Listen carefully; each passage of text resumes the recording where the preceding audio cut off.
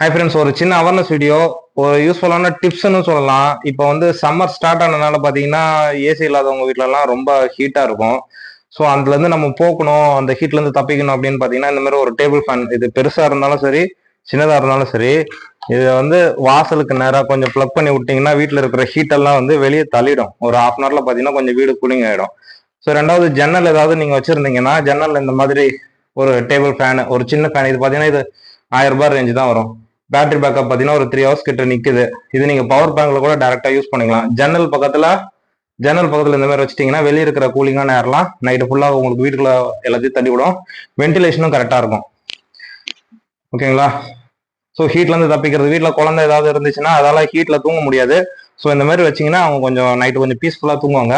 ரெண்டாவது, இன்னொன்று, பேபிஸ்லாம் வீட்டில் வச்சிருக்கீங்க கொஞ்சம் இந்த மாதிரி கதவு பக்கத்துல பாத்தீங்கன்னா அவங்க கையெல்லாம் விட்டு நச்சிருவாங்க.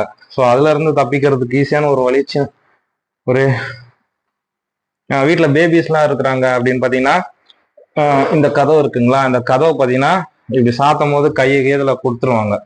இங்கே கொடுக்க வாய்ப்பு இருக்கு. அப்புறம் இந்த இடத்துலையும் அடைச்சு கையை மாட்டிக்கும். நீங்கள் என்ன பண்ணுங்க, வீட்டில் ஒரு பெட்ஷீட் இருந்துச்சுன்னா கதவுக்கு மேலே இப்படி போட்டுருங்க. இப்படி போட்டிங்கன்னா கதவு வந்து இன்னும் கொஞ்சம் ஒட்டின மாதிரி போட்டுருங்க. கதவை வந்து அடைக்க முடியாது. பார்த்தீங்கன்னா இங்கே தட்டும், இதுக்கு மேலே போகாது கதவு. நீங்கள் ஃபோர்ஸாக தள்ளினாலும் மேலே பார்த்தீங்கன்னா இந்த இடத்துல தட்டும். ஓகேங்களா? நம்ம எனி டைம் பார்த்துக்கிட்டே இருக்க முடியாது.